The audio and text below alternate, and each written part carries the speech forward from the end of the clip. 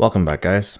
Today we'll be modifying our kitchen YAML file so that it can enable us to run our Testinfra tests against the kitchen VMs that we create.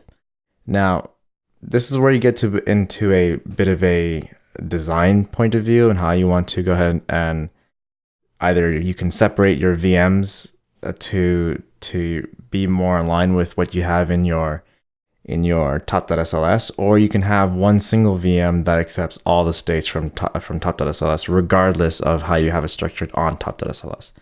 That entirely depends on you and how your application is. If you have an application that receives stuff from a different VM, you might want a singular VM so that the application can send and receive within itself rather than two separate ones, because then you have to do a little bit of network configuration.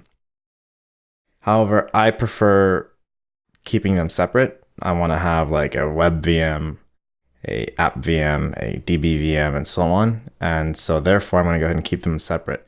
None of my application components talk to each other. They talk to each other, obviously, but I don't need them to talk to each other for the process to run continuously. So the process can run continuously by themselves. So that way, I don't have to test against whether it's receiving data from certain points or so on. So with that said, let's go ahead. I'm going to go ahead and show you guys how to do it, having the kitchen VM separate, not a unanimous one. So let's go ahead and get started. So I removed the web 01 and web 02. We're just going to have default and web. And we're going to move some of the provisioner stuff from up here. This is the default provision. So if there isn't a provisioner on the suite, it's going to go ahead and abide by this. And if there is a provisioner in the suite, which in this case there is, it's also going to, these settings that you have in the provisioner for the suite is going to override what you have in the default ones. So we want is file root. We want this one. However, we don't want to run from top.sls, because if we run from top.sls, and let me double check here. If we run from top.sls, it's just going to go ahead and include Flask and Apache. And actually, we should be okay with running from top.sls. That's not a problem. So I'll go ahead and keep that. And let's see, is there anything else that we need? We don't need any grains, so we should be good. But let's go ahead and add a verifier now.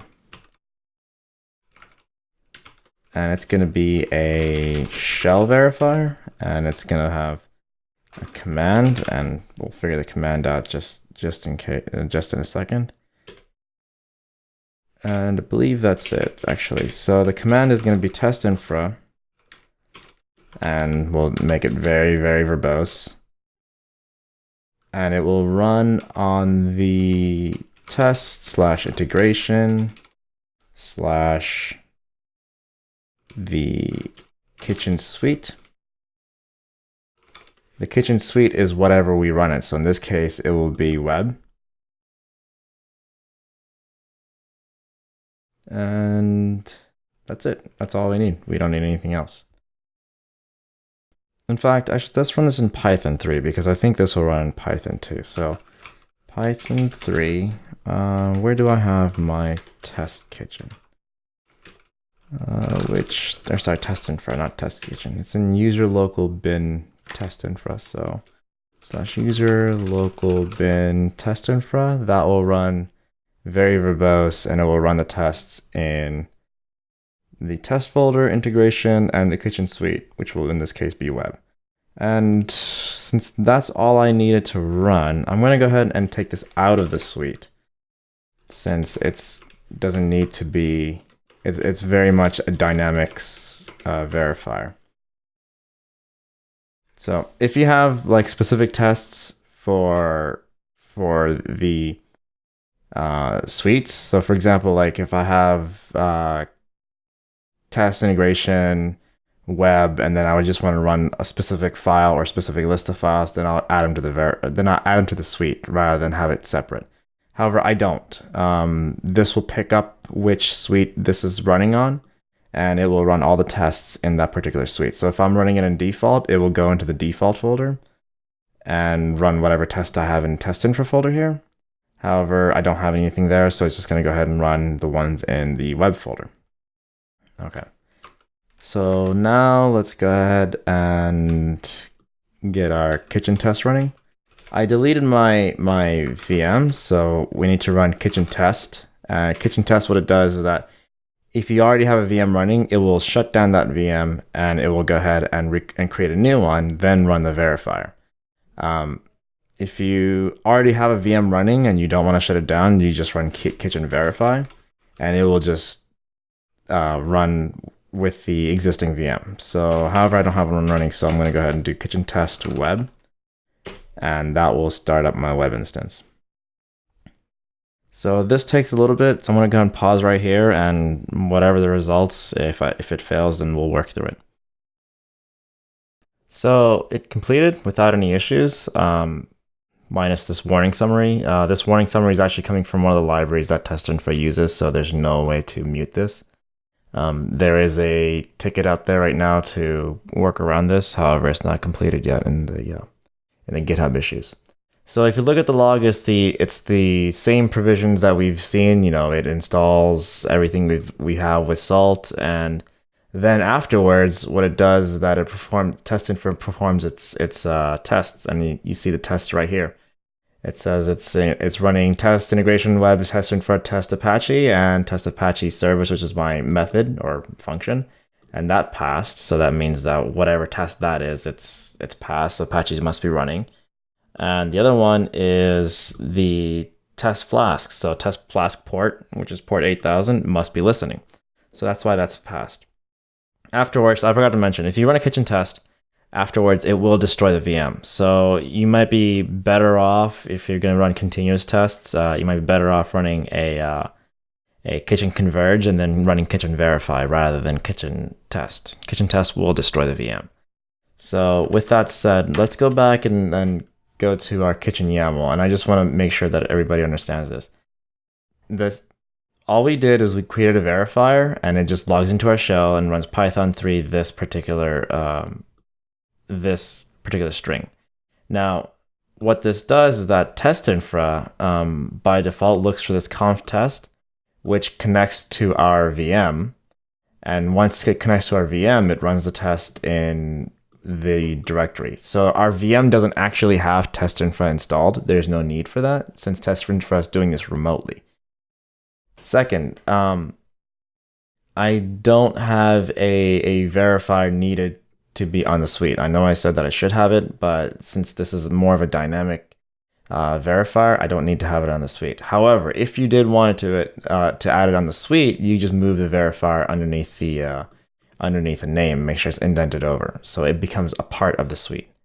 Third, the other function, if you wanted to go ahead and make a monolithic sort of setup where you have one suite that runs all of the states, and you want to test against that particular state, you can do it that way too. So like, let's say I don't have this web suite, and I'm just going to go ahead and have all of my salt states from top.sls included into this default one. So I have to first add a provisioner. So, oops, sorry about that, I'm getting messaged. So I have to first add a provisioner, and once I add the provisioner, or override provisioner, so once I add this, I'm going to set this to false. So state top from file, set that to false, and then there is a flag. I know there is a flag for top.sls. Let me just find that real quick.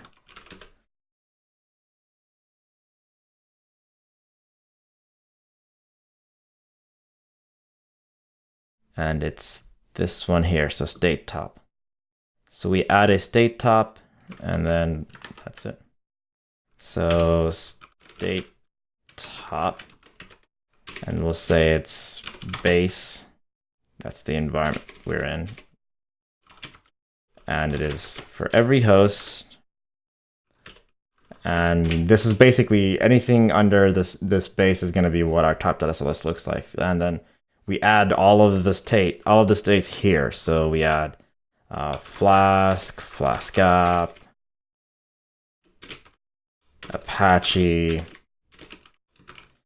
and what else do we have installed? We have Apache, Flask, Flask app, supervisor, and of course users. And then what we would do is that underneath, since this is the only suite now, we would have this verifier. We would have to put all the tests in this default suite, or sorry, this default test directory, and go from there. However, I don't like it like this. I don't want just one VM to have everything of mine, so I like to have mine separate.